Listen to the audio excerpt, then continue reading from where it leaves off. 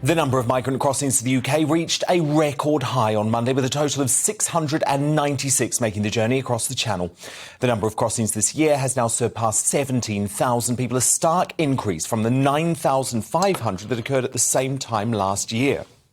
These staggering figures follows reports that the Home Secretary, Priti Patel, is close to agreeing a return to the borders deal with France. That move comes despite previous deals with the French border force failing to make any kind of serious impact in preventing crossings. There also remains uncertainty, of course, over the government's Rwanda plan, which has been mired in legal disputes after left-wing activists predictably took umbrage to the deal. And naturally, the Liberal elites don't seem to care about the migrant crisis spiralling out of control, but we certainly do here at GB News. So tonight I'm asking you this. After small boat arrivals hit record levels this week, is the UK too welcoming of illegal migrants? Let me know your thoughts by emailing dan@gbnews.uk.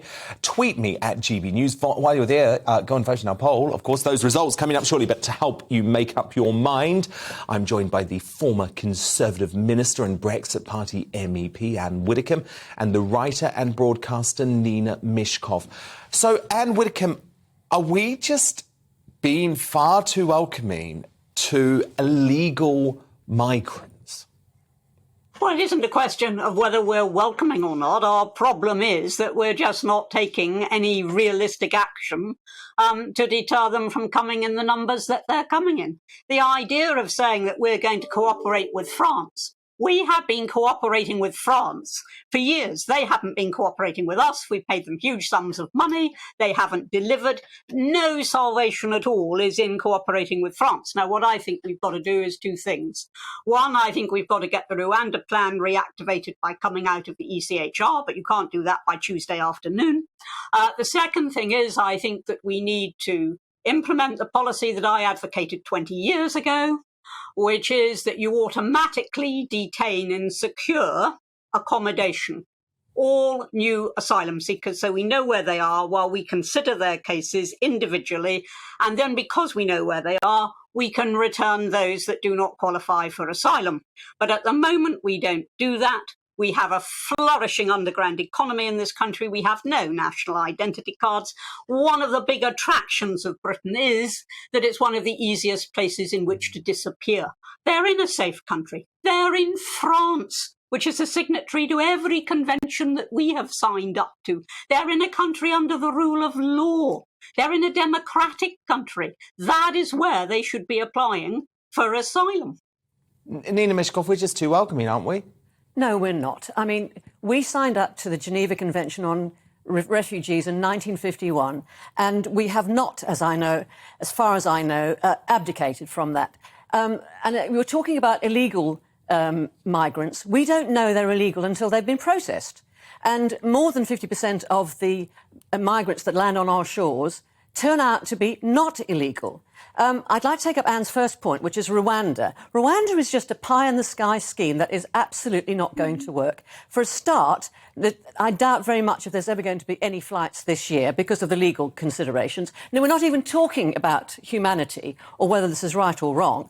But just very recently, Rwanda came out and said, well, they've only got room for 200 at the moment. Well, 200 doesn't do it. And we've paid them 120 million. This is just rearranging the deck chairs. The trouble is we have Priti Patel, who's been absolutely disastrous. We have a Foreign Office which is not fit for purpose. What we need is a system where, set up in France, which the French have offered to us and which we turned down a couple of years ago, was to set up a system where people can apply in France and be processed there and disposed of before they come over here. When people come here, they need to be processed quickly. Why does it take years? They're incarcerated and they're not allowed to work. We have a... Yes, and you come in. Thank you. If they're in France, then they should be applying initially to France. That is what they should be doing. Anne, they are allowed under the Geneva Convention to go... Nina, just let Anne answer, Nina, and then I'll come back to you. I'm sorry, Nina, but this is a two-way discussion, not a one-way one. If they're in France, they should be applying to France. Secondly, it's all very well offering facilities in France itself.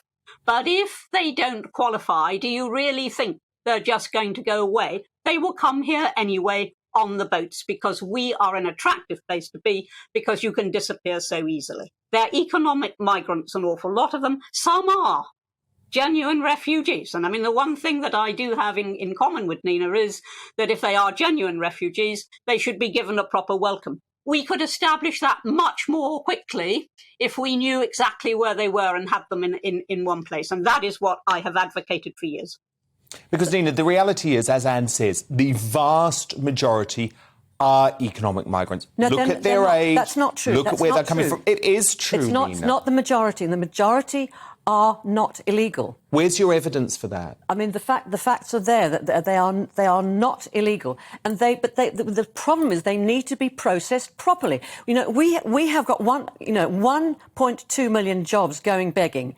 You know, if we could process these people, you know, fruits rotting in the fields, vegetables are rotting. You know, if these are people that can be processed quickly, and if they're legal, put to work, get them paying taxes, get them part of the system. You know, countries were established, cities were established on migrants. It's, you know, but then that makes us an even more attractive destination for the people smugglers. I mean, Nina, you're not talking about the fact that this illegal migrant trade, which you seem to want to encourage, is all about empowering people smuggling gangs. I'm not trying to encourage it. I'm saying they should be processed quickly. The problem is we're not processing them quickly enough.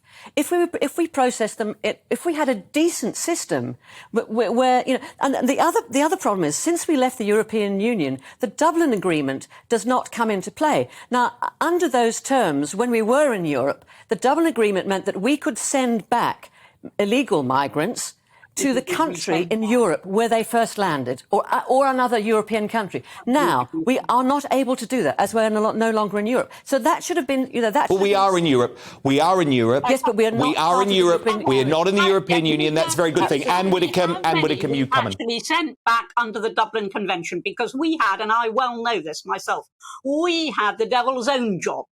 To get the Dublin Convention to work and for countries to accept them back. So the idea that because we've left, we've suddenly given up a major facility. It was a facility that never worked, Nina. Now, you give me the statistics, and you're so fond of statistics. How many people did we send back under the Dublin Convention?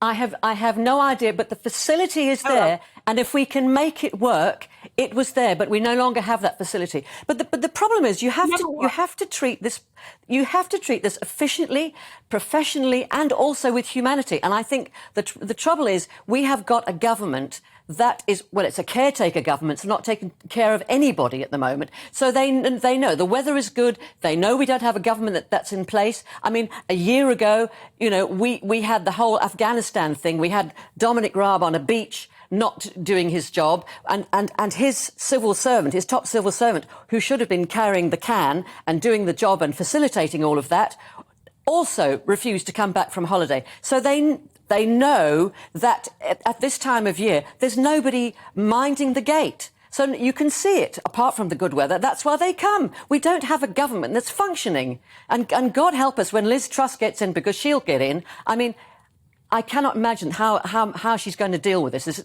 There's absolutely no way. She reminds me of one of those shop floor dummies in a defunct 50s department store in the window, left in the window, and you look at it and you think, my God, I can see why they went broke. Well, I think that's very unkind, very unkind. I'm sorry, it just and very demeaning of a woman who has been an accomplished cabinet minister for the past 10 years and who did an incredible job as the international trade secretary of this country. Anne Widdecombe, you want to respond? You can't tell the difference. Nina just let Anne Widdecombe respond. Not the Baltic. Yeah. You know where the Baltic and the Black Sea is, and she doesn't. Nina, just let Anne come in. Just be fair and make it a two-way conversation. First of all, Nina and I are actually at one over Afghanistan. It was handled hugely badly, and not just at the time with people on beaches, but for years beforehand. We knew exactly who the Afghan interpreters were. They were identifiable by their commanding officers, and we did dash all about it. And I have been yelling that from the rooftops and in my Express column for a very, very long time. But on the general issue of migrants coming here, the facts are we are too attractive because of the system. We don't practice routine detention. We don't have, as I say, national identity cards or any means of tracing people who just don't go where they're supposed to go. And there is a way through this which would actually combine what Nina wants, which is fast processing, which I'm in agreement with, and what I want, which is to know where they are. And that is, as I say, if you detained routinely every new asylum seeker, you can't do it with those that are already here, every new asylum seeker, if you detained them routinely, you'd know where they are. And if you say no, then you can send them back. But if you're going to say yes, you can do it that much more quickly because you've got them on the spot. You don't have to rely on the post and finding out where they are. You can pursue their nationality and all the rest of it, because half of them lie about that. You can do all of that. And I'm afraid, Nina, I think you're you're humane, and that's great, but I think you're also rather starry-eyed. I'm not at all starry-eyed. I'm very pragmatic and practical. And it is not practical nor humane to detain every single person that comes onto our shores. It is absolutely not right. No other country in the world does that. All right. Well, look, spirited debate. I enjoyed it very much. Thank you so much to the former Tory minister, Anne Widdecombe, and the broadcaster and writer, Nina Mishkov. But who do you agree with? After small boat arrivals hit record levels this week, is the UK too welcoming of illegal migrants? From Jack on Twitter, it's high time that we send people back to France, a perfectly safe country, instead of allowing a huge number to come here whilst making us pay for it. From Trev, I don't think we are welcoming. We are just incapable of securing our borders. It's a travesty. Successive governments started by Labour chose not to bother policing our borders over 20 years ago, and now they've forgotten how to do it. And from Richard via the email, regardless of any opinions on illegal migration, one thing is for sure, it cannot continue as it is. So someone is going to have to come up with a solution.